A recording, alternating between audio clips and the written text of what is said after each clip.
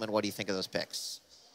I think right now we're in the exploratory stage to see how these teams are going to be reacting to each other. We're very much, I think they're learning how was this opponent going to be playing against them. Of course, you can take some of the data from the regionals and see, okay, maybe we can guess at this. But right now, I think we might as well flip a coin as well.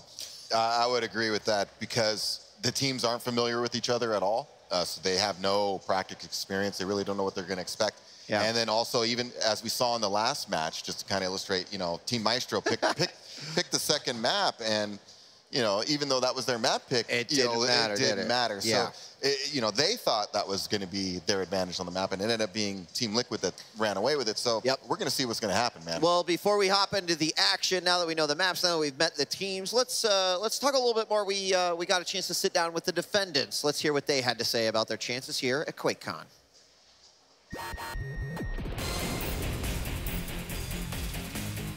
I'm James Harding, known as 2GD, and our team's the defendants. Pretty much anyone who didn't have a team and didn't have enough time to practice and just wanted to play. We were the scraps of Europe. Our tactic is play what hero you find the most fun, and then we'll just play, and then we'll see what happens.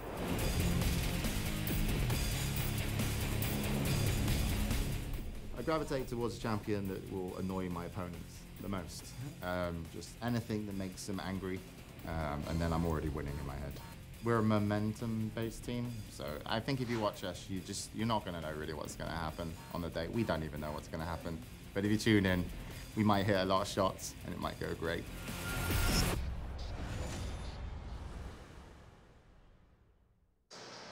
To quote James, you're not really going to know what's going to happen. And that's exactly what I feel like when I look at their roster. What do you guys think? I mean, just the one that stands with Avik. I mean, that guy is just a total stud when it comes to Quake. He really is. So look out for this guy to go beast mode in this match. If I was on time, I'd be definitely trying to, you know, as they say, you're not going to, you just try to contain him a little bit. You know, he's going to get his frags, but you can't let this guy go off. That's what I would be thinking. I think also Chrysler as well, he'll be playing the Anarchy for the team. Anarchy's got a really complicated role within Sacrifice. There's actually a lot of things you have to do because you're so quick. You can be so many places at once. Right. So definitely also watch out for Chrysler on the defendants to bring something pretty insane.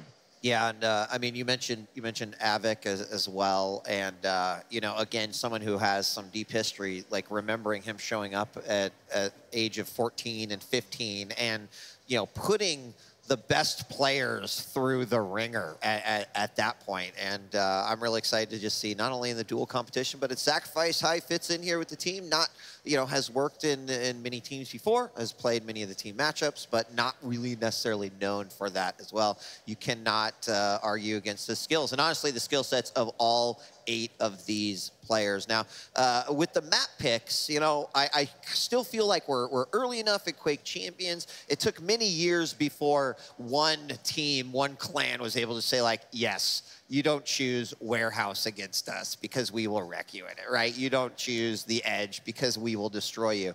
But I don't get the sense that we are even close to a single team saying, like, this is our home and you don't pick it against us. Well, I think this is the big first tournament. So this is where we are establishing that pecking order, so to speak, right? Who is the top dog? And then from there on, then it's like, yeah, you are the #1 seed and everybody's chasing you. And then, you know, the really good teams, the really good players are the ones who can, you know, block out that noise. Like, take Rafa as an example. You block out that outside noise. You got to play at a consistent level, right? And not let it get, like, you can't, Quake is a weird game. You can't be too down on yourself, but you can't be too overconfident either. You really got to keep your emotions in check. That warm porridge right in the middle, right? It's almost like you're in a Zen-like state. Yeah. There is history being made then, essentially. There is no history to go back on. This is where it all begins. Sure, you've got some practice games. You can take what you wish from that. But until you play on the stage and you say, OK, this is where the strengths and weaknesses are going to be coming in, that's when we'll maybe have some precedents to rely upon moving into the future. Yep, I totally agree. And it looks like we are about ready to get started. So let's shoot things over to DDK and ZSX. Thank you very much. Indeed, the action's kicking off straight away, and we are back on Ruins of Sarnath, and we are waiting that first soul spawn, as are these teams. They're trying to get control of the rocket launcher area. It looks like we'll see the Americans on time being successful in doing so, but that by no means is a true indicator as to where this soul's actually going to go. No, and I think looking at this game, the one thing we found from defendants at the regionals is that they generally need a good start. They're very much of a snowball team that if they get ahead, they can get really ahead, but if they get behind, oh boy, it can go badly. And look at this attack coming in from the defenders. 3 players up from the heavy jump pad. Raz was fortunately well positioned to handle that, but still the soul will be taken away. And actually, I thought maybe a toss would have happened, but finishing off the fight, going for the toss straight across to that lower point, and that is quite the denial there. Will it make its way onto the point? Looks like the capture will be there for the defendants as now the pressure comes back in. But as we can see on the kill tracker there, there's a great shotgun shot, but it will still be all the red here in the kill tracker. It looks like defenders are defending quite well on this A point. I like it. But yeah, this is good play, even though it was a take back from the defendants. We see that on time and not pushing it. They're waiting to regroup, something Myztro didn't do before. And is it going to pay off? It might do. You can see the pressure coming in here, and again, it's always very difficult on this point if you don't have the full setup to understand, okay, are they attacking from the stairs, from the LG side, or are they attacking from that teleporter from the tri-gun? Because that's how you get the steals, basically, generally speaking. And we'll see there's more emphasis putting here on these stairs. And if you have that full setup on the stairs, and you put players there, you can actually deny spawns close to your obelisk. Exactly, but the interesting thing is that On Time chose point B, which, in my experience, it does have a few extra choke points, but at the same time, it has far more access points and can be very difficult to defend. So yeah, they obviously have their own strategy about why they wanted to go here, and it's interesting to see what that is. Yeah, I think you're right. It's more technical from a team play perspective to hold that upper point, the point B. And we will have the power up in the next 30 seconds here. So this is working out quite well. I'm trying to get some percentages here. A toss will come in, though, there for the defenders. Can they get it all the way towards Connector? Looks like it will be tossed down to rail and collected by Psygib. But quite the scuffle there, the scrap, as the soul will go back here in the hands of defenders. And this is key timing, because we have the power up coming very, very soon now. And it is the battle suit in 10 seconds. So both teams are struggling to get set up, and it looks like the defendant should take it relatively cleanly. And that's the protection going towards Psygib. Excellent dire orb steal there, and that's really critical here because the defenders, they got that cap right before the power up. That means a lot of free percentage whilst both teams start to prioritize bodies towards the power up spawn. We can see Psygib eventually able to ferry this soul back across to the B position. But the question is now, again, as always, can they stabilize? And they're in a good position to do so. They are, and the defenders now need to be careful about not wasting too much time on pushing into a battle suit. Very, very close dire orb there, but just not enough. Popping the invis there as the defenders start to slow things down ever so slightly and coordinate themselves in. A 2-man attack there coming from Rockets, and it will be cleaned up quite effectively here. And you can see a stark difference between the team play and the coordination into that upper site attack as to what Liquid were doing, which was very effective. That super bright orange lightning won't come out. Nice skin. But this time it looks like they might have just done enough to pressure off On Time. A lot of percent building right now for On Time, doing a great job. Get another minute or so until that power-up's going to be coming into play. And we'll get this quick steal coming in from the defenders. I think they got the Anarchy up the heavy jump pad up towards the back point. A lot of tricky business you can do with that. Sneaking people around is very important in Sacrifice. With all this chaos, and that cap will come in indeed for the defenders as it is pressured back on from On Time. They don't want to allow this to be captured right before the power-up spawns. That's always a big deal. So a lot of stairs pressure will come in here for defenders. It's such a key position to hold because, again, once you have that stairs locked down as well, you deny spawns and you can also deny weapons being picked up into the attack from your opponents. Exactly, and that's what happens when you're able to get such a clean defense that you can then just control the map to such a degree where your opponent is forced to make those very messy attacks and waste a lot of time. So it's looking good for defenders, it's looking really, really good. But how did the power go here again? Because you have that balance. How many people do you put trying to stop back caps, and how many do you put onto the power up itself? Looks like another power up going the way of On Time. They've pretty much been able to come away with almost all the power ups, but it's defenders with all the percentage on their obelisk good vantage point for that machine gun to rain down all the damage with the quad, as we will see an attempt made to ferry that assault back across here. Lovely use of the quad, sticking in the back lines, not overcommitting, saving it for the majority of the time. Yeah, I mean, it's one of those situations where defenders were caught in two minds. It was a power-up, but they knew it was quad, and it was so close to hitting that 80-90% mark that they felt it was better just to defend the obelisk rather than overcommitting for the quad. And this time, it was the wrong choice. Yeah, this is absolutely perfect for on time. They were not able to be successful there with that power-up, but that's basically it for them. So a lifeline has been given back to them at the moment as they are looking to defend it, but they are losing out on these fights, and we'll get Steel running straight across very quickly through Connector onto that lower point. A nice double kill with the plasma trail coming out there from Too Good, as that will make life a lot easier here, giving some breathing room to set up, to get some reinforcements back into position and try to control this Connector area. Some teams like 2 players there, but 1 is very effective as well. I think we see maybe a difference in the EU and NA playstyles coming out here, that On Time obviously chose that point B, but in the American scene, obviously, you're coming up against more tactically oriented teams, whereas defendants is just brute force. And defending that higher ground with brute force, it's a lot easier to take it, if you get what I mean, rather than the more tactical liquid where you can take off those choke points with a slower game style. And the thing here as well is that you always have to think about the dynamic between if a quad's coming up per se, and you mentioned this in the last matches as well, quad is for some teams not all that valuable, so you have to say, okay, how much do we want to just get like 10 or 50% more and then give away a quad and then get maybe 5% more as they try to attack in with it? Exactly. And then maybe kill them on the instant. There's so many uncertainties if you get that quad. The protection is really the big deal here as we look to see who gets the next soul on the initial soul of the second round. They will be stolen away here by, I think it was Brick who got, oh no, it was actually Waz who picked that one up. Yep, it was just slightly too early on the plasma trail, and really, really great timing from Waz. But on the quad question, the one problem, and I don't want to say problem, but the one issue that defendants has is that they haven't selected a Nyx for this map. And that doesn't give you the opportunity to use that one champion to sneak it away from the opposition with the Ghost Wall. You have to fully commit or just leave it alone. And so that's the big dilemma at the moment, that you can't just sneak it.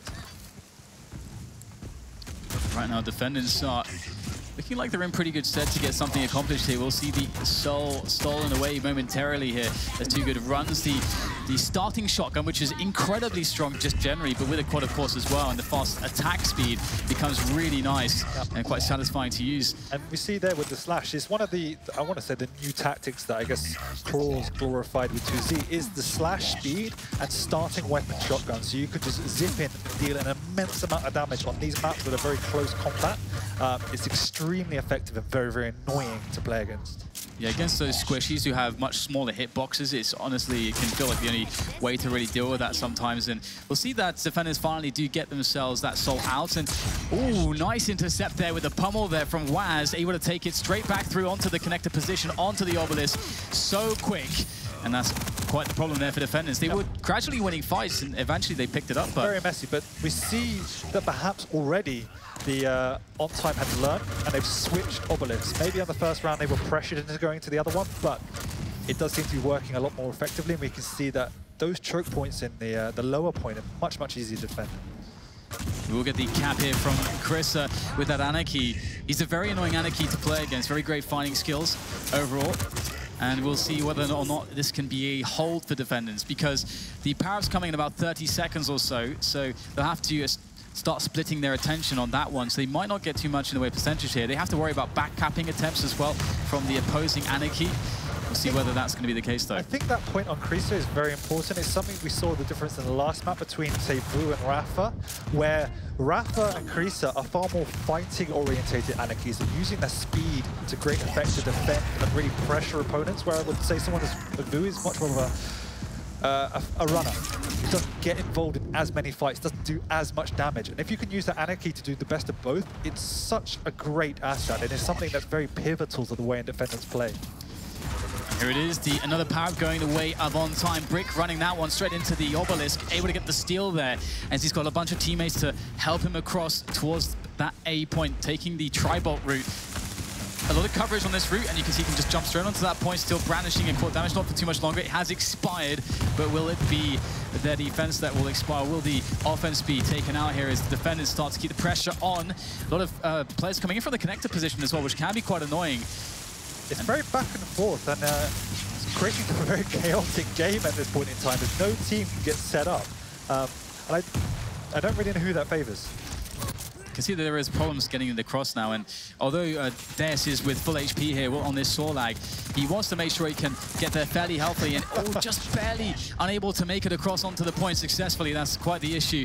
We'll see whether or not he'll be able to actually respawn here and get the pressure back on with that Sorlag, but it was a brilliant interception, and sometimes you have to really consider how patient you need to be. Sometimes you can go quickly, but sometimes you really have to just take it slow. Yeah, and Deus made the wrong choice. They're running into two guys with nail guns in a choke point. Is not the ideal choice of route. As a Sorlag. Massive hitbox. Yeah, exactly. You just get absolutely smashed. So wrong choice, wrong time, wrong place. This time, it looks like now on time it got settled. They have got 2 or 3. As I say that, we see Creaser coming in, just stealing it away.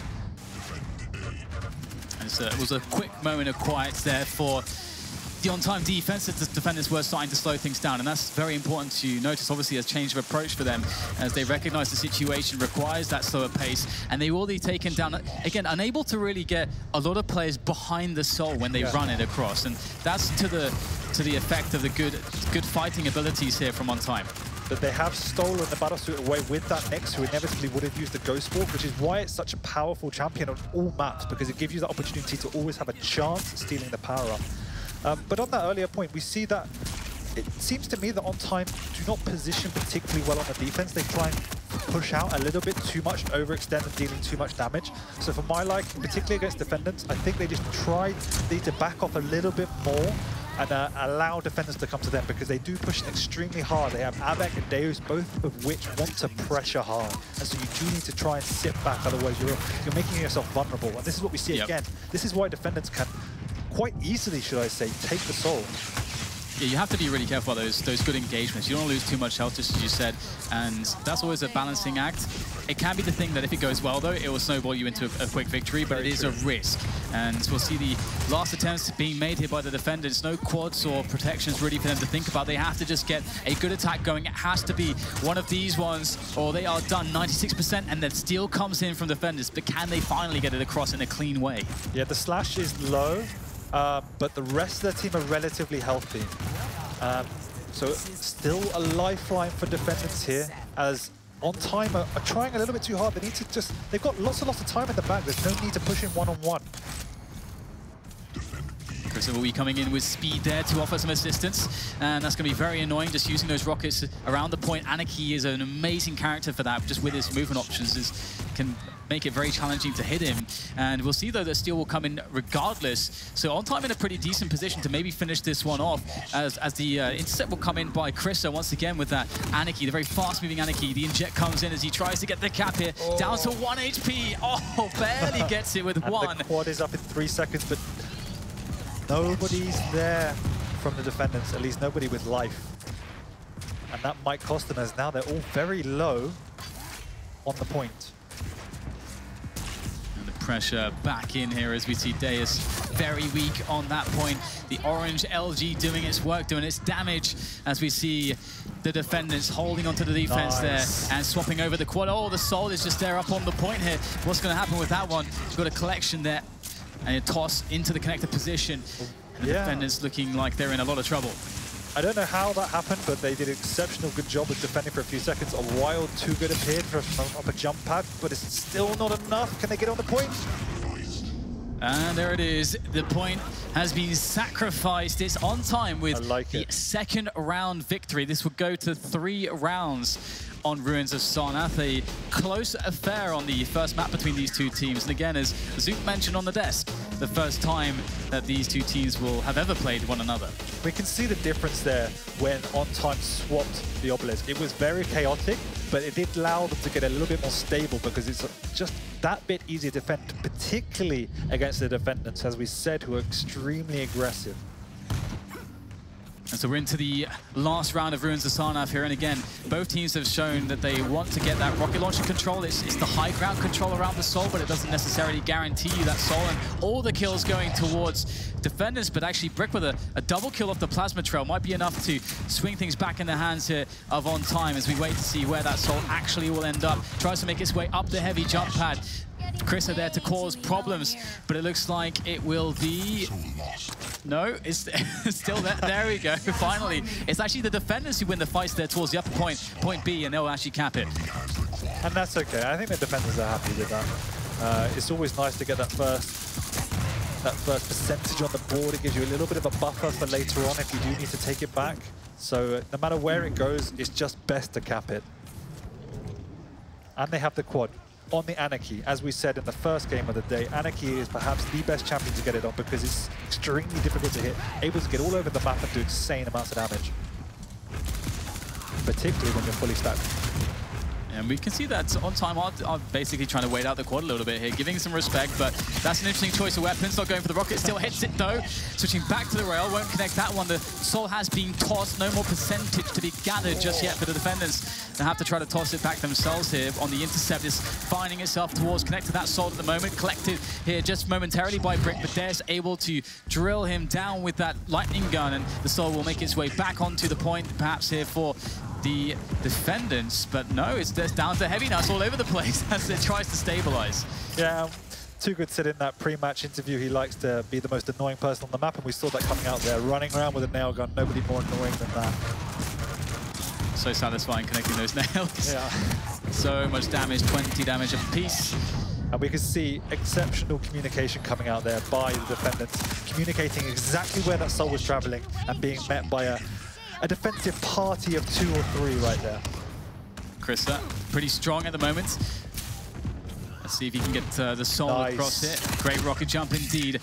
The movement skills coming into use as he tries to defend here from the back point, not able to really be all that successful as it's just utter chaos. He has teammates there to help out though. Dare's doing a good job, but Avic will eventually go down, and the back caps in process. And really, of course, what both teams are thinking about now is power-ups as well. It's power-ups and trying to go for an intercept. This is the most chaotic moment. And finally, we have the defenders setting up, so will they get a clean lead? No, but they have it still, nonetheless, for 3 seconds. Effortless with the grab there onto the quad. Will take himself down though. That is going to be dropped for the Anarchy. Let's see if Waz can get much done with this quad. You bigged up the quad on the Anarchy. How much can Waz really do? Can they get it across onto their point cleanly? There's got to be a clean cap. It's been the most impressive part of On Time's play for me is the way in which they've handled these power-ups.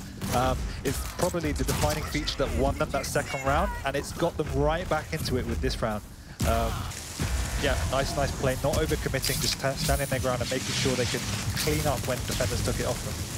Yeah, some good rails from Waz, but look at this. This is what I was talking about. You need to get that clean cap, and it was not clean at all. We get defenders just capping it straight away. I don't think even any percentage was gathered there for On Time as we get a double plasma trail there from Tugan. That's so annoying, so frustrating now as defenders start to build their lead once more. You see the power of the slash on these maps when you have corridors, because 2 players were trying to chase that Soul and just ran into the back of Tugan, who had left that plasma trail through the one corridor that you could go, and there was no choice except death.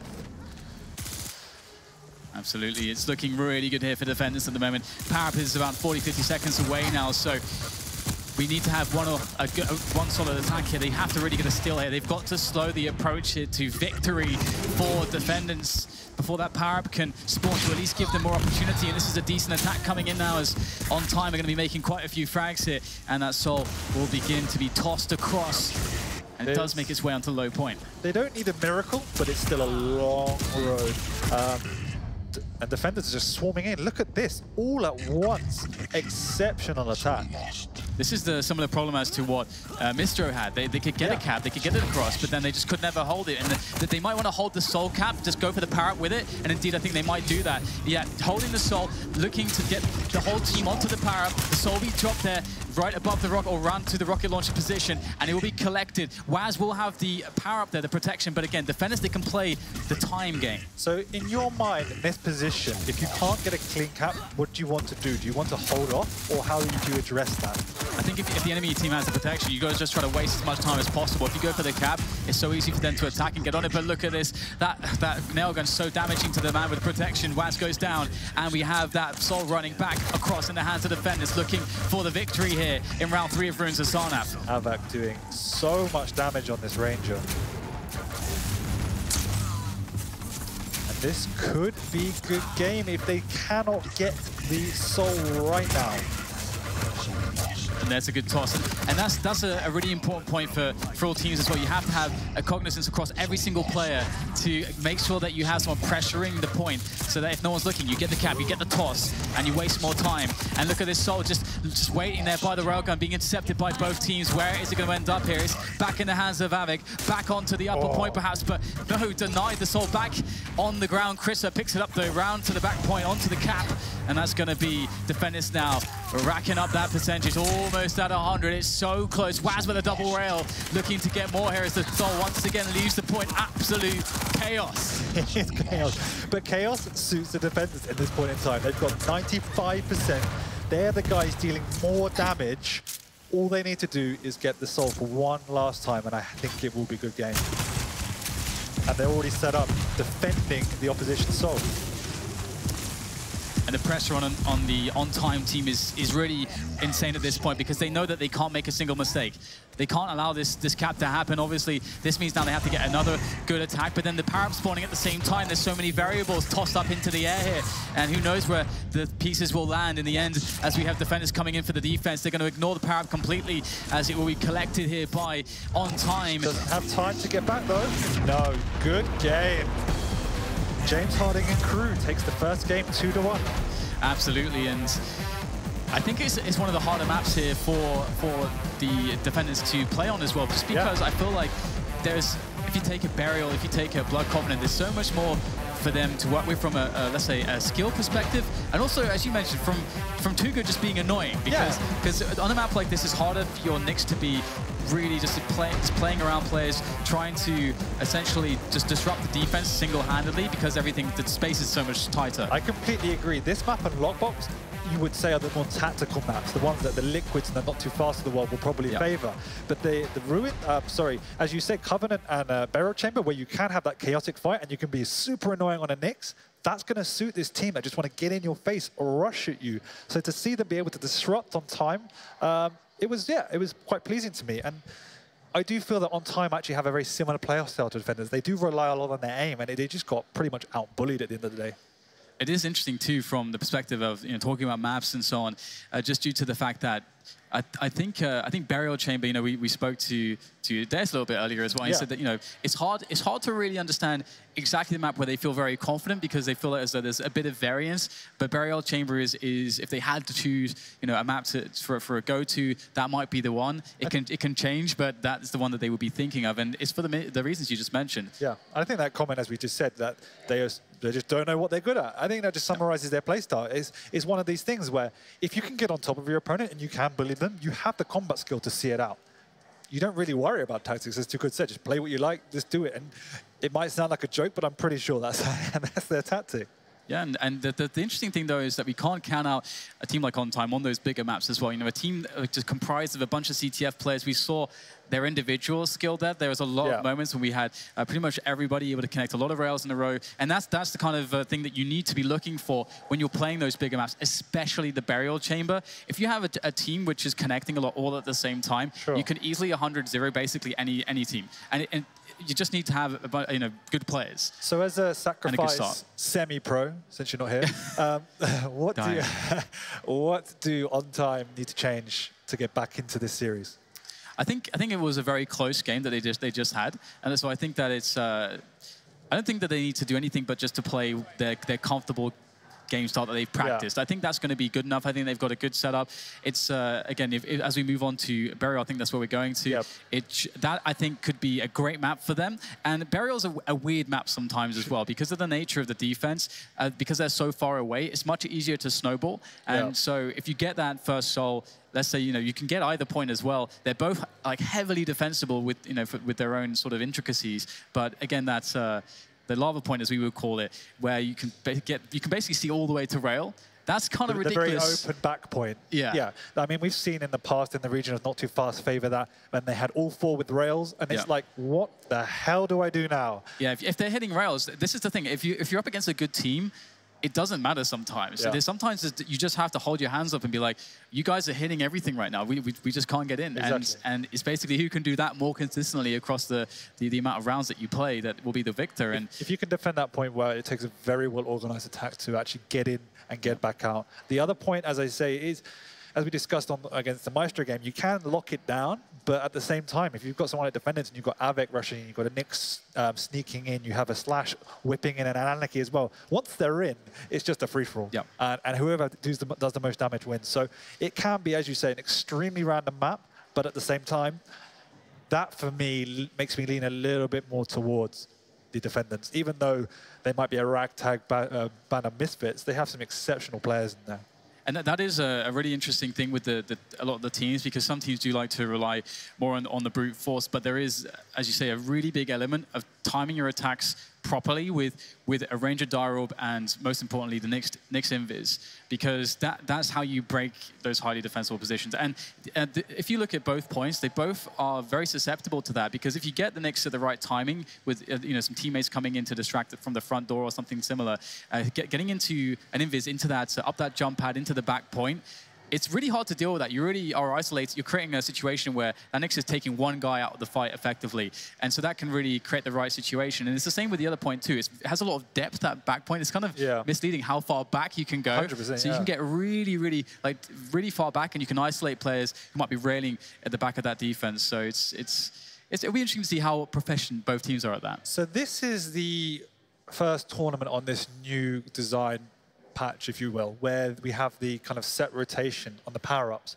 How do you think that's been affecting play and things like that? Honestly, I think it's vastly superior, because not only, I mean, I feel like it gives you more skill in the game, because it removes some randomness, so it gives you a decision. Previously, you don't have a decision. You just sort of, I mean, sometimes you're just like, can we afford, do we have time to go for the power-up in this situation?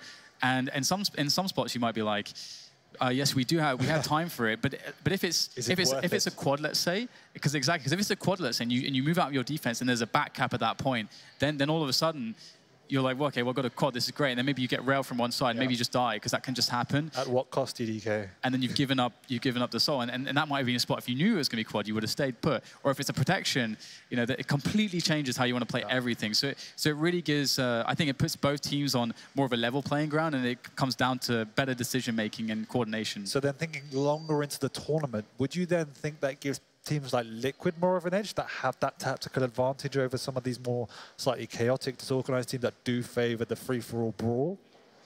I definitely think it gives the team the edge which has the best communication. Okay. Because it's a very chaotic game mode, as we have witnessed, and so it's really important that if you make a call, everybody knows exactly what to do, because it's a bit more than just having a call. It's also having, because good communication is also what you've done in practice, like all the setup that you've done, like listing out, okay, what are all of our protocols? What do we do? It's sort of like if statements. If this is happening in the game, what do we go towards? And so you get the person who's the authority in the team. He makes the call, and everyone already knows how it all plans out. And so that's so important. So we're into the game. First 10 seconds on an obelisk. What a lovely obelisk it is. It was beautiful, but I prefer this. So most teams prefer to pick up the soul and toss it towards where we see Avec right there, but sometimes you do get that steal down into the lightning gun, and you can see that Chris will make his way up to what we would call the lava point. I think a lot of teams call it lava point, but it is obelisk B, and we'll see how long they can hold on to it for. The side of the, is it on time? I believe it's... They're just changing the teams now, so I believe it's on time that happens. There we go. Well then, power-up has been collected by On Time, and will be coming into suicide there, just swapping over the power-up, get it on a stronger player. That was very confusing for a second. So we see that they have taken the defensive point right in that back chamber, should we call it? Lava point, point B. Lava point, yeah, I know it's point B, but I'm trying to find a more unique name for it. Lava point is cool. where they can abuse that rail if they can get set up. As we said previously, it does make it really hell on earth to try and get in there if you can get a solid defensive position. Yeah, you can just see people coming from so far away. It's kind of nuts. And again, like pretty much every single obelisk point, there's a nail gun nearby, and nail gun's pretty amazing everywhere. Especially here, you can spam it from very long distances. There's all these long walkways, which is very annoying if there's nails in the way. But so we'll have an effort being made here by defenders to try to get in. But again, you really have to string a lot of rails together to get the pickoffs to really break open this point once a stabilized defense has happened. Otherwise, this is the exact situation we were talking about, where they were just getting the rails in. Saigib hitting some wonderful shots. Great flick rail there coming in from Saigib. Oh, Avik responding though. Lovely Dyrov getting a telefrag there to make things a little bit more complicated. Defendants have sacrificed the slash for Tuga's Nyx. What is your take on that decision? I think Nyx here, they do have a Nyx. Defendants have a Nyx, but it has slash. Oh, right, sorry, I'm looking at the wrong. Yes. It's interesting. I think it's very, of course, always very good on the power-ups. Generally speaking, I think that honestly both are really good here. I think it's a preference thing. Some teams have preferences per maps. That's a really great carry by Krisa. We just saw him backing off until he got the communication from his team that it was safe to go, and that's what we call a clean cap. Absolutely, so critically important if you can ever make it. Is that is the money right there. But once again, we see On Time doing great work to take the battle suit, the most important power up. I do think that defenders need to think more about that. It does seem to be at the weakest point in their game currently. Oh, good movement here from Waz. Double connection there on that pummel, and it's going to be all the way back home. But they're already on 70% DDK. This is a long road. It's only 3 minutes in. Yep, and this is a burial. I mean, there are so many practices we had. Like the last practice we had, it was we won 100-0 against defendants, then we lost 100-0 against defendants. It could be very much like that. But the problem is the defendants, they may have just failed on their only opportunity to actually be in this one, as we saw the instant recap. And the power-up is not too soon, so they have to make it an attack work. They've got to get some picks. There is all the pressure. They have to hit shots. Yeah, and this is the problem, as we said before. When you get to such a stage in the game when you only have a 20-30% left to take the obelisk, you don't have time to set up. It has to be these ragtag skirmishes, and once that happens, you're almost free meat for the opposition unless you hit some absolutely mental shots, which is not happening. Here is an attempt on a steal, and is making its way towards Mega, but it's very difficult here to get across. You can see a lot of exchanges, and it will go down Brick with the frag onto Deus, and that's going to be the soul carried all the way back down the Mega walkway onto the B obelisk, and it's just a mere 1% left. That means someone has to stand on it constantly here from defenders to prevent that 100%, to prevent that round win from going the way of On Time, and that seems like it will not be preventable. And that was a great round from On Time, but the defenders will know that this is the nature of burial. Yeah, this is the way the map goes. If you're able to get one clean cap, take a solid defensive point. As you said, the map is so large. It takes such a long time to mobilize that it can just swing completely out of control before you even know it. And we're straight back in. Absolutely. Who will get the first soul? Again, we see how incredibly important it is.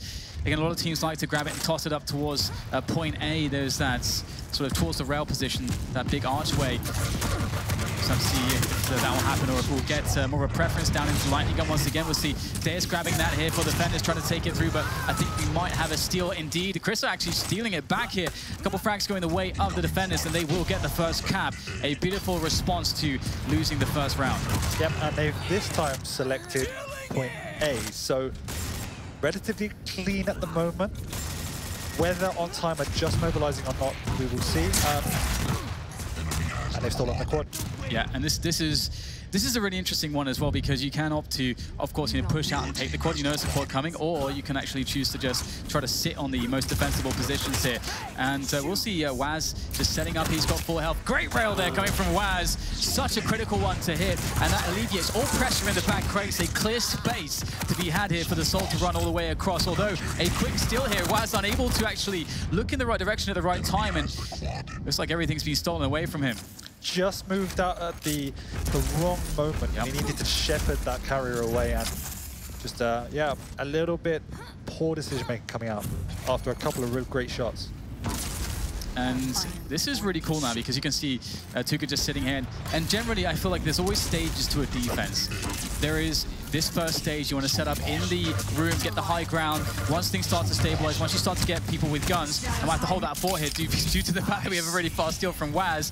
He's going to be able to just make his way back through onto the main position, trying to juke, trying to jive, trying to get that soul onto the obelisk, and he will be successful. As we can see, the attack is soon to follow from defendants. And as we were saying just then, the key to taking that point A is to have multiple people coming on the top ground and one person taking the obelisk below. So you're able to do damage to those guys camping above you, but also forcing them to come down to stop you from capping the point. The recap does come in, is on time. Start to build their percentage here on the obelisk, and it's going to be an interesting situation because obviously last time on time we were able to pick up this point. They were so successful at the restill, so successful at holding it. There is a power up in about 30 seconds to worry about, and I believe it might be the protection coming up as well. So it's going to be a very pivotal moment. I think if defenders can pick that up, they can possibly carry it forward towards the win. Indeed, the protection coming soon. 5 seconds. The soul is now gone again. It's no longer on an obelisk. Oh, great steal there with the Nyx. Using that Ghost Walk to high proficiency. We'll have the soul there out and about. I don't think that defenders have got one power up yet across these rounds. And this, I think you're right, actually. It's costing them. This is the problem. And that's the power of the Nyx as we saw. It only took one person to push in with that ability and able to take it away on such a critical power up. Excellent rail. And this is what we're talking about. You can see that these guys are CTF players, man. They've got movement, they've got aim, they understand how to move as a unit, and it's such a critical ability to have. I mean, there's always going to be two schools of thought, you know, whether this is closer to TDM or is CTF. I mean, it's one flag CTF essentially is sacrificed, but as we get all this chaos rather in middle, we'll see defenders trying to ferry it back across, but Waz has something to say. He'll pick up that soul once again. A quick collection of the heavy armor will have him right back in a lovely situation, all healthy as he starts to run it back onto the point. And once again, on time seem to have no problem getting the intercepts, getting the steals. Yeah, and that's a great point in that they've caused chaos for the defenders. And this is why we see them only having 41% in spite of having the majority of the soul possession. And Waz is playing really well, to be honest, connecting all the shotguns. Lovely to see as we get the defense coming in here from on time. The plasma trail around the point to try to deny anyone from pressuring it. And that's one of the reasons why Slash is so very good. Yep. I mentioned it again before. All it takes is someone to just stand on that point for long enough, but Slash completely denies that. And the other great thing about Slash as a champion is that she doesn't need any weapons, because when you spawn with a shotgun, you can fly in and kill 2 or 3 people without anything to your name. And that in itself is just so exceptionally powerful. Yeah, you're completely right. It can be devastating. Lazy damage at close range. Chucking it out. Yep. Nice play. Okay, it is, yeah. Yeah. Don't question me. Thought maybe got stuck, but you are right, of course. And, oh, lovely movement there from Waz. That's quite the jump there, making his way back onto the cap, but it will be recapped here by Chris. They're trying to take it out through rail, but in comes Effortless. Tries to get some connections here. The soul will be still out and about, but who is going to be picking it up now? It looks like it's, well, everyone's dead. It's just death. It's just sitting there. But again, on time got the quad, and if it wasn't for one absolutely perfectly placed rocket, we had a fully stacked Nyx running around with it. And it's something they need to look back on to really address how they approach that. Yeah, it's a lot of chaos here for defenders to try to handle, but it seems like on time, still much more comfortable instead chaos. Oh, that's a bit awkward, isn't it? That's classic. Too fat. Yep, too fat indeed. And too good. Running it back across here with the Nyx. Oh, he will meet the an untimely demise there from the pummel of Saigid. And an exchange of frags, and once again, the soul is just out there. But it's closer here once again to the lava point, to on time's obelisk B, as it will be picked up, this cap. And I think this time is where we're going to see a little bit of stability coming out, because defendants are quite far away and the time is ticking up, so they need to begin pushing in. Brick once again trying to lay that plasma trail. Oh, so satisfying getting the close range super shotgun. Nothing feels better than that. Oh. And we'll get a return from Too Good as well. I think the starting shotgun from him as we get a toss back towards Mega. Is the grab going to happen here? Trying to wait for that spawn, actually tossing it out the map here. Oh, and that was really, really nice, actually. Throwing the stall out, using the die roll to get to the middle ground to try and pick it back up. Unfortunately, the die roll missed, so, but it was actually a really smart play. Yeah. Waz, man, he's doing excellent work running this all over the place. Yeah. Did he toss it into lava? Okay, we got power up in 2 seconds. And we have a telefrag from Cygib on Too Good. Another power up for the on-time squadron. That's Nick's protection is really annoying because her hitbox or her model is so hard to hit already that when she has the protection, it's just so awkward. And the Mega as well. Cygib's not going to die. No, he just will not die. And it might even be the power up that cost defendants the game. We'll have to see because it's such a crucial power up at a late stage in the game. But right now they don't know where the soul is. So you can see that Cygib's just sitting on the B obelisk and on time and defendants just waiting for the protection to run out. Exactly that point. Very smart from them. Creature recognizing there is absolutely no chance they're going to be able to hold that point and just hiding out. But unfortunately, it looks like they located it. Yeah, really, really well played here by On Time, to be honest, so far. They are proving to be quite a terrifying force coming out of North America. Oh, again, just nothing beats the shotgun. The close range is, as you say, satisfying to just hear that squish. Orgasmic. Oh, okay, I wouldn't go that far. No? I wouldn't. I don't know about you. Well, we got a cap going the way, or rather a soul run going the way of the defenders, finally getting some time, some quality time back in their own base. It's been a while. It has been a while. Everything's dusty. There is still a lot of time left. We've had 8 minutes, and we're still not that close to finding a victor somehow. Sorlag absolutely gets demolished by 3 rockets at a rail. Daryl failed by Avic. He's hit some great ones, though. The obelisk is... They have taken the top ground, which gives them a little bit of an opportunity to push in if they're around, but it does not seem like they're quite ready yet.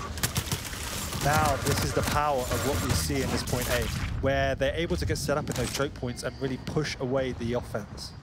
And this is why we're seeing it tick up, tick up, tick up. 7 seconds until quad, and I don't think that defense can commit for this. Too Good is the one to do it though with the Knicks. Oh, he missed his shotgun, although there was an overwhelming number of players coming his way. I don't think he would have survived, but still. The unfortunate thing from that was the only reason the defendants committed is because 3 of them died in their base and spawned right by the quad. Otherwise, that was a free quad for On Time. Now I see Soul being tossed across here as the quad is no longer in. That's a great telefrag there from Too Good. Picks up the kill onto Brick as well, although the return frags are made by the On Time team. Where is this Soul going to finally end up here? Both teams have a lot of percent at the moment. This next cap could be the one. So we'll see, have to see where this actually ends up. Looks like it's going to be On Time here, getting the cap onto the lava obelisk once again. There's no defendants to be seen. So lost. I think that's GG. Is that it? Oh no, they've got the intercept. And again, it's just trying to make its way back out here. Absolute chaos here, trying to go through rail. It's the fastest route back to the castle point, but it's often the most dangerous as well. And the cap comes back in from On Time. 91% at the moment, and building as we get the rest of the defenders trying to pressure back in. Yep, this is last chance to loot now, and there's only Creaser alive one-on-one, and he cannot take it down. And that is 2-0. Excellent stuff there from them. What a dominant showing. That was really impressive. I mean, not only did they show... to be honest, what I feel they showed was excellent CTF skills in many senses, just because CTF is all about hitting the shots on the run. Yeah. And we saw so much good work there from the intercepts and so much kind of recapping, always doing an incredible amount of damage output onto the defenders when the defenders were basically getting their cap on, and then because they could never get anything done clean. And we see why a lot of teams are quite fearful of burial grounds, because all it takes, and this was mainly in round 1, is one slip up. And then it can cost you 50, 60%, and then it's almost no coming back unless you have an exceptionally well-placed attack that gives you a clean cap. And the second game, they were able to cause a lot of chaos, and it was a long and fun game, but it just wasn't enough to bring it to 1-1. So yeah, I mean, again, I completely agree with you. They hit all their shots, and that's what you need to do on that map. It's a really interesting one. I think, On Time really showing that they can be a very dangerous team here.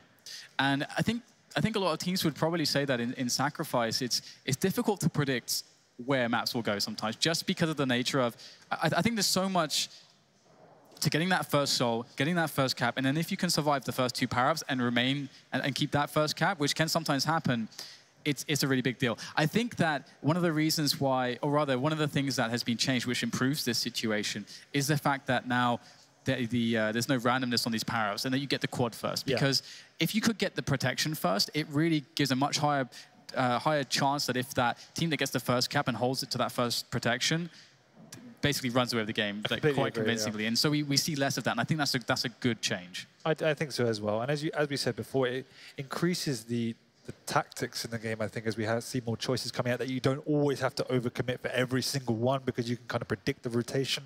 But even in that game, we saw a couple of times where the defendants either didn't do it effectively or didn't commit at all to a quad, and it ended up costing them. So it's not a redundant power-up by any means. You can use it to great effect, and if you know your opponent's not going to commit, you can get it on the right person with the right stack and then really calculate a great attack. And the question really now is, who's the better Blood Covenant team? That is the real question. Because it's an interesting map because it sort of has it can have like a bit of both. It can have a bit of a ruinsy feel to me and a bit of a burial feel. For me, it's like a bit of a hybrid map just because you can be very defensible on both points. Both points have very distinctive setups, and I think both teams have their own specific likes and dislikes. I think when I was playing with Miasma, we originally found a lot of success towards the mega point, but then that bridge point, that's when we started to, we just had this setup that clicked because it depends on who likes to stand where, who's playing what champion, and all that sort of thing on your team, and that chemistry that you have surrounding those defenses and the intrinsic understanding of who's doing what and how to sort of expand and contract. Because that's another thing that, as a Quake player, you must understand over time is having the intuition of knowing how to push your advantages, but then also knowing like when to contract, when you need to stabilize. And I think that's where we saw in the Ruins, where On Time didn't find that limit. They were overextending on the defense, and that cost them. In that game there, we saw them sitting back quite a lot on the defense, and it played into their benefits. And I agree on Blood Covenant, the mega point, it can be exceptionally well defended because you have that high ground, so anyone pushing in is going to get rained down upon. But on the flip side, if you can have some good attacks and pushing in a 4 and you overwhelm that high ground, then it's also very easy to take, if you know what I mean. So it can be, again, a chaotic map with little stability. Who that plays into, basing it off burial ground, I think I have to say On Time. But yeah, it's interesting because Too Good, for example, on this map, it's one of the more annoying maps with him on an X, but it's because it's interesting. I mean, it depends, which point. I think he can be a bit more annoying if it's actually if he's rather, hang on, how does this work? If he's attacking into the low point, if his team has the mega point, then he's more annoying. And you have to know sort of the kind of routes to sort of basically nullify his play. And if you haven't played a Nyx like him, he does play a bit differently from pretty much every other Nyx, I think. Then you can be in trouble. But at the same time, his game does rely on him actually connecting a lot of his shots, which sounds kind of stupid. It's like, you've got to hit your shots, but like if he's able to hit the high percentages that he normally does in those positions, you really feel it, and it's deeply impactful. If he doesn't, it's actually sort of, he takes a lot of risk keeping himself alive and not helping his teammates, which really pressures him to hit the shots. But it makes their team click because they have basically 3 players that just love to push in and do a massive amount of damage. So if you have Too Good in the backlines weakening the enemy, it makes those pushes a lot more effective because Avec can go in knowing someone's been railed and just do a massive amount of damage and finish him off really, really quickly. And then he stays healthy, which makes the whole attack click. But moving back to Blood Covenant, I think one of the things that hasn't been discussed really at all is, in my opinion anyway, the positioning of the power-up makes it very contestable because it's in a great position for both teams to not push out from their points and make themselves very vulnerable. And therefore, I think it can play a really pivotal point in the map. And that, for me, again, makes me lean towards On Time, seeing the way in which they've handled those power-ups. Because if they can take that well, then you can move into each point very, very quickly and capitalize on that. Yeah, and it's again, I really can't say enough how much of an improvement I think it is that it's a predictable power-up because there's there's so many spots where, for example, like, oh god, if it was a quad, we would have won because the difference really is the amount of time that can be bought with a protection, because you can't, it's so difficult to kill the protection. Just can't do anything. It's like, all right, we'll just sit back, take the items, get some weapons, and yeah, just wait until it's done. So yeah, it's like it can be a big reset button. Yeah, for sure. And so that's really where the problem can come if let's say the other team, they only get 2 power-ups the entire game, but there's 2 protections at the right time. So it's really good that that change has been made. And I think in another life, James could have been some sort of hair model. I'm waiting for I was hoping that in the team intro we would have had like one of those like L'Oreal kind of like hair swipes. That where he just stands in front of a fan and just it blows everywhere. Yeah. Super sexy. Yeah. I like Avek's hair as well. Get this Marilyn Monroe game on. I was quite surprised when I saw Avek at the regionals, because I hadn't seen him in a while, and I saw his beard and his like he's got his like kind of. Is it just me, or does it remind you of like Che Guevara or something? Some sort of like guerrilla, like guerrilla warfare. I have no idea, mate. Do you even know who Che Guevara is? No. Oh, you're so uncultured. I know. That's because I play video games all the time. That's true. Spend all my time playing video games. Get outside into the wild. And go to the gym every now and again. Not as much as you, though, Mr. 3 times a day. Who does 3 times a day? Why do you do that? I need to find out why. Without doing the hard work, my friend. Fair enough. Like I said, it makes my aim better. That's why I do it. Just for Quakes, all for Quakes. So do you really believe that? I do believe that. I'm not going to theory craft. So why aren't you the best aimer in the world then? I am. What are you talking about? Well, moving on. So okay, Dave or Des is playing Sorlag, and of course he's a guy that never really played CPM. He never really played. I mean, he played some Quake 2 and some Quake 1, way back in the day, but he didn't play. He never really played air control. Because I spoke to him about this, and he's not happy, but he's saying the team needs it. Yes. It's a must-have pick. I will do it. Perhaps we can go back into that, though, because we had Blood Covenant kicking off between the defendants and On Time. Both teams currently tied 1 map apiece in this best of 3. Let's see who's going to get the first soul here as it spawns at the bottom of the jump pad. Oh, wow. This time we have... I think they've realized their mistake, because last map defendants didn't have a slash. They sacrificed it for a Nyx, and this time, and I don't think they've done this before in practice, I'm not too sure, they've actually got both. They got the slash and the Nyx. So I definitely think they looked and were talking about it and said, the biggest problem we had is not having a slash. And also losing too many power-ups on Ruins, for example. Once again, how is this possible? Well, here's Chris. Look at him go. Well, not for too long. He will eventually go down. Of course, Anarchy, not with the best health pool of all time. And Waz will pick it up. He's fairly stacked. And it does look as though On Time are sitting on a good defense here as well. And this point is really nice to defend. I mean, I really feel like both points can feel really good to defend. If you get both, all your players in the right positions with some weapons, even just, if you have a guy who just has a nail gun, there's a couple good spots for a guy who only has a nail gun, for example, because of the way the choke points work. This is one of those points. Point A is absolute bitch to push into, to put it politely, because, as we said, it has that high ground, so there's no other way. You have to take the high ground, which means there's only real one entrance to go through. And it looks like the cap will be made here by the defendants. Too good running that across here with the slash.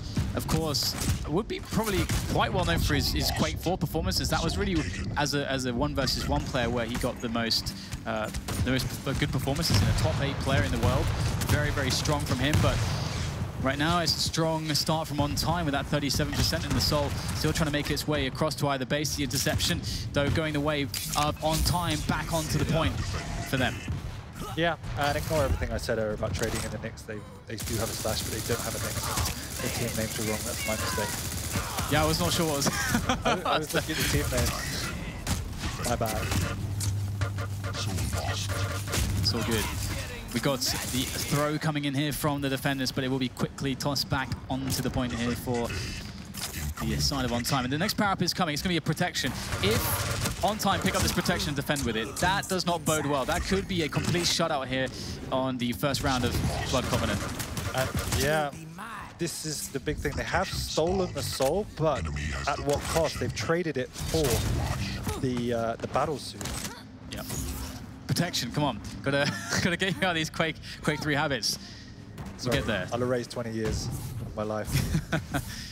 And this is the thing now. Of course, they weren't able to be successful running the soul around, so it's just a straight up cap. They now have a defense with a protection, and that's it. That's why you want to try to be as hidden as possible. You have to take gambles as to where you hide, and it doesn't always go your way. Oh, good attempt there at the dire orb, kill onto the protection. Doesn't quite go Avic's way, but he will get the kill as protection does expire.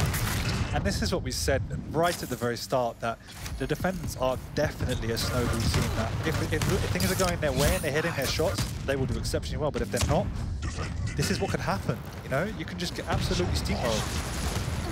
On time, are playing really well, and it's a mix of course of team play, of understanding the flow of the game, having good calls on interceptions, and really just having great mechanical skill to back it up. And I think CTF know how, really. But as I say that, we will get a cap coming in from Chris there on the Anarchy, running it quickly across, looking for the clean cap here. Good rockets. This really goes a long way. If you get these good connections on these rockets, it makes all the difference. And there they are. So much damage. Just fade away. Lines. That was incredible. That is one of the bonuses of this particular area, is that you can remain relatively unseen and just do massive amount of damage. If you have good positioning, that is. And this could be the start of something for defenders. I mean, you just have to take the right spots. You also have to understand to some degree as to how your opponents are attacking. This is great from Brick. Can he get a toss? Oh, so close to getting a throw there. Oh, and that's everything. That split second where his finger is trying to hit that Q button to get that toss in. That is the difference. I'm sure he will tell you he did press it. Yeah, yeah, I'm sure he will say that. Yeah. And this is the quad. But this is the problem. It is a quad, but defenders was just not there, and it could cost them again. Oh, back onto on time there, but not for too long. So Deus will pick that quad damage up there for the side, getting quite weak though, and his hitbox does not help matters. Down to a dead, very, very dead. Down to dead. But most of the quad has run out now, so that's okay. And the soul is kind of in the middle of nowhere, but they just capped it. Yeah, on the time are doing a really good job here. They generally look quite confident. Again, it comes down to just being able to do enough damage as your opponents are making their way across the map that they can never get the clean cap, and that has been consistent for On Time. Always able to get it back onto the point somehow. This is good. They've taken out a couple. They come in from the high ground, but Avic not waiting for support, and this is the problem now. It's getting a little bit frantic. It's 90%. You just have to get onto the point.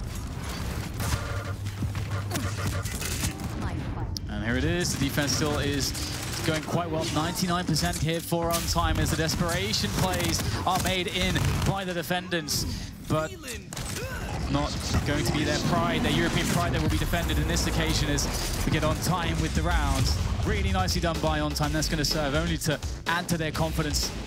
Really nice. And again, partly power-ups, but partly just, again, a poor start where they weren't able to effectively stop a clean cap and get in. And it cost them 50% or so. That, at the end of the day, was the game. And there's a few different facets, right? Or rather, ways you could break down sacrifice and ways you could sort of qualify a team to have or describe how good they are at the game. And it's your intercepts, it's your ability to do good intercepts, have good defenses once you stabilize, have good offenses once an enemy team is stabilized, and have good power-ups. And so far, I would say On Time has been a little bit better on basically every count. Yeah. They're playing the objective game better as a team. I think personally, the defendants have better one-on-one skill individually, but they're not as fluid and as coordinated around the power-up, around the souls, and in attacking the obelisk. And this is what we were saying. If they're hitting their initial shots, they can follow up, but that is a very individual-oriented playstyle. It requires everybody to hit their shots, and it doesn't really matter if you're going in singles or not. Whereas On Time are doing everything in pairs and threes. That's the difference at this point in time. Once again, they've got the quad. So these objectives are costing the defendants. Chris are making the recap there, taking down the quad, and making it safely back onto the point, though. I think he did get tagged there by a quick gauntlet strike. He did. There from Waz, but he will shake that one off, although the acid will be harder to shake off there as the quad is down, but it's basically expired at this point, so it doesn't really matter too much. And we will see the soldiers being thrown all over the place, and On Time, again, a mere 22% made by defenders. And again, it's so critical.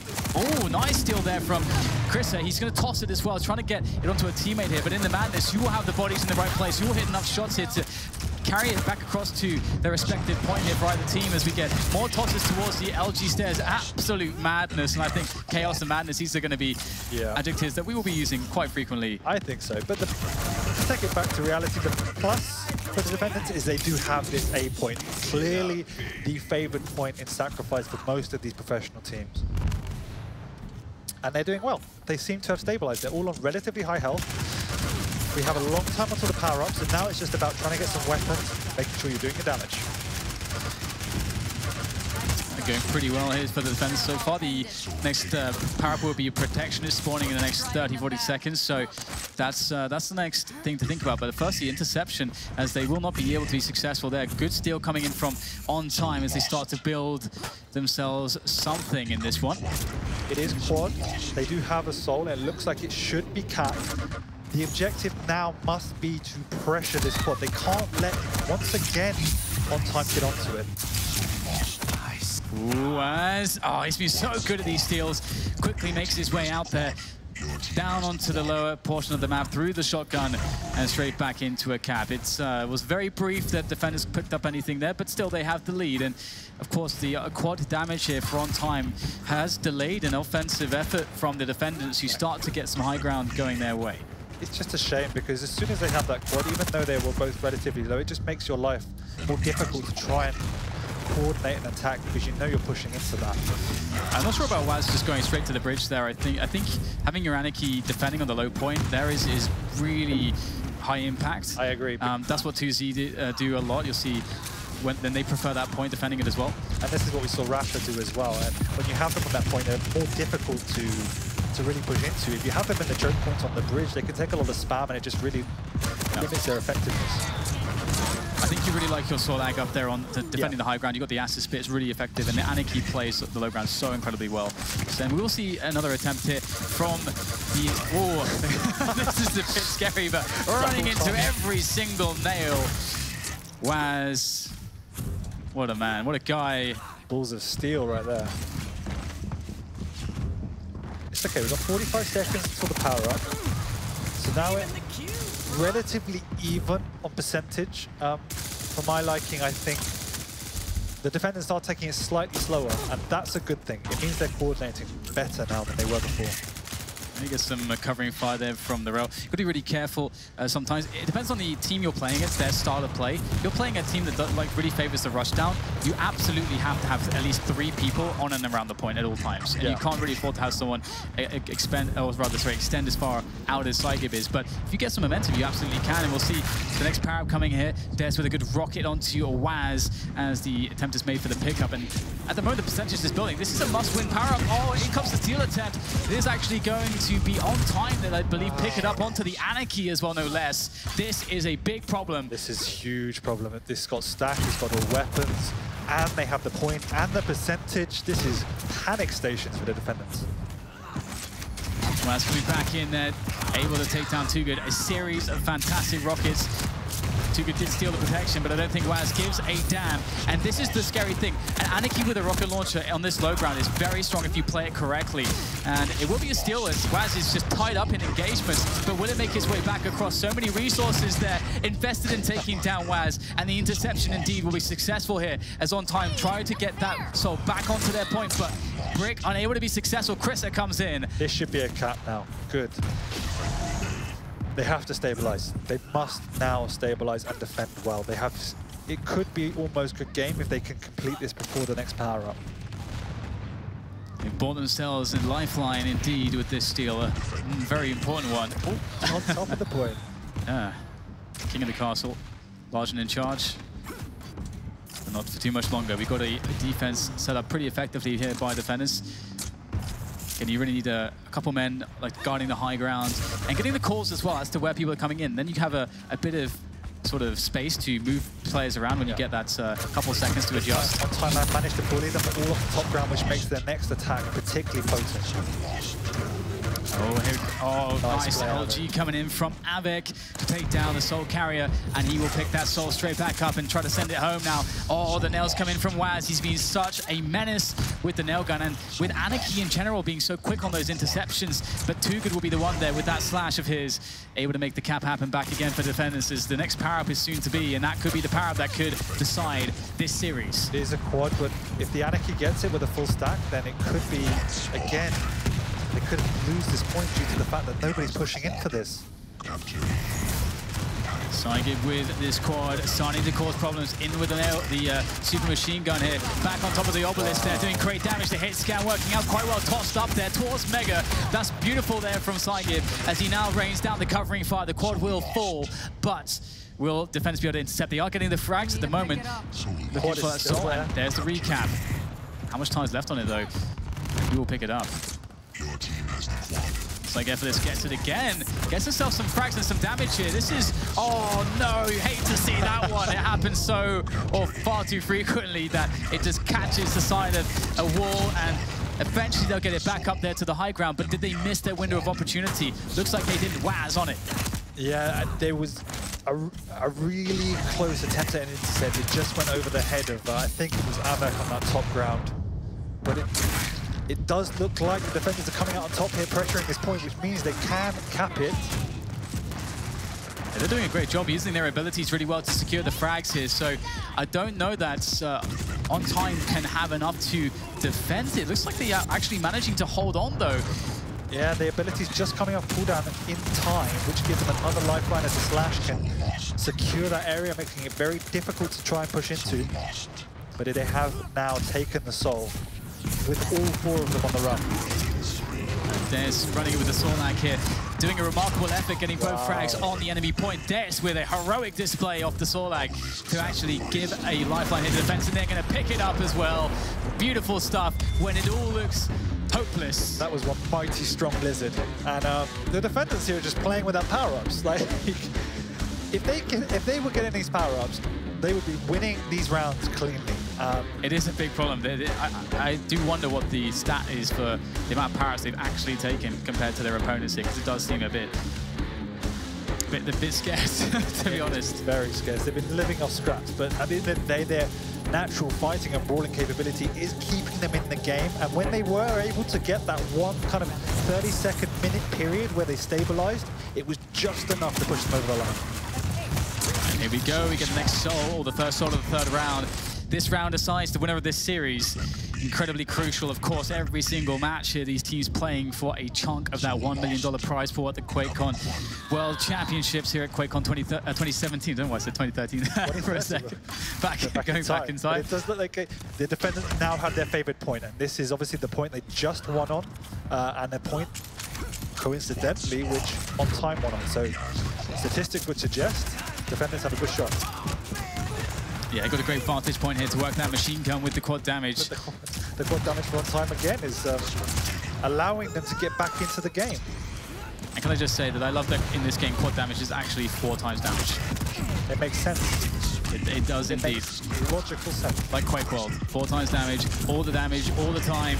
As we see Waz trying to rain in set damage. Great stuff there with the railgun. Needs to connect another one though as he gets Too Good in his face with the nail gun, and that's a triple there from Too Good. Excellent work from him as now that allows a toss here coming in from Deus there, off the Sorlag, up onto the bridge position. And there is, looks like Chris is in position to grab that one. Nice. He's got On Time hot on his heels though, but he's able to, with that movement speed, make his way across. But look at what he has to deal with on the point. Yeah, he bumps into another Anarchy with a shotgun, but this time a not very friendly version. Both teams with a decent amount of percentage at the moment on their respective obelisks, but it will be back onto the defenders' points for the time being. And defenders just clearing up all of On Time. Now defenders are all fully stacked, and On Time have to respawn, pick up some weapons. This gives the defenders perfect opportunity to take positions, as we see here. Sorlag on the low ground, blocking that point with his very large stack and rockets, making it exceptionally difficult to push through the low ground, while the others clear up on the higher ground. Too Good. Railing, sniping from the top of the A obelisk. 41% here on time. Yeah, it's ticking up quickly. They're going for an attack here. They are able to breach the upper areas, but forcing Too Good to fall back onto the point as the pressure comes in. Waz being the man to create that situation to pull Too Good out of position, and just barely. They lost basically everyone. It's down to Effortless to try to do something with the soul. He can't get a toss here, and so it will die at the pillars, and it will be collected once again by the defendants. Yeah, cleaning up at it. And now we have a quad in 2 seconds, 1 second. This time, the defenders take it cleanly. Quad on the defense, on an Anarchy. Best champion to have it on. This could be, after all the rounds we've seen, this is shaping up to be the only round that really looks sort of convincing, and it is by the nature of getting those power-ups, getting those actual clean defenses, which we've seen so infrequently from the defenders. And great position here. Chris is really impossible to kill from that position. Able to do so much damage with the quad as well. Great rockets coming in. What the hell what can you even do in this position? There's nothing. Yeah. Chris offering in a fantastic defense there with the quad. And this is why we were talking about that fighting base defense Anarchy is just incredibly hard to deal with, because what do you do when you can't hit them, particularly behind those gratings? The back has all weapons, has a quad. It is almost over for On-Time because they just couldn't get in. And the one power-up they do get on the defenders could just win them the game. Absolutely, it's 3 kills there in a row there for the defendants. And they are looking to be setting up quite strong positionally, and they have a lot of weapons on pretty much everybody. And I mentioned this before, Deus is the only guy who only has an L gun, and he's in a great position to be that guy. Now he's got a rocket as well. We see On-Time taking their time. They know it's not over. They wanted to have one last final attack, and they're all dying. 99%, 100. A clean way to finish things. Brilliant stuff there from the defenders. I mean, they had a really tough time against On-Time. They very well could have won it, but that is a very confident finish from the defenders, and they surely will be breathing quite the sigh of relief there for that. The 3rd ranking EU team, probably, against the 2nd ranking NA team. Yeah. Pretty fair scrap. Probably closer than I thought it was going to be. I think defendants definitely need to move back and look at the VODs and say, what did we do wrong? Because there were just so many little mistakes that amounted into giving On-Time a really big lifeline in the game. And that final round was the most coordinated and best they played. And we saw what happened. Man. Exactly, it was all around the power-ups. And we saw exactly what happened when they got the power-ups, got those items, and were able to take positions. They become a true force. And honestly, this is great for, I mean, of course, it's never great to lose a match, but for On-Time, I think they can go forth with a lot of confidence from this matchup, because there's a lot of stuff they did really well, to be honest. And so I'm very excited to see what they have to offer. But to speak to us about that match, to lend their thoughts, the handsome and intelligent men, the veterans of Quake on the desk. What do you guys think of that one?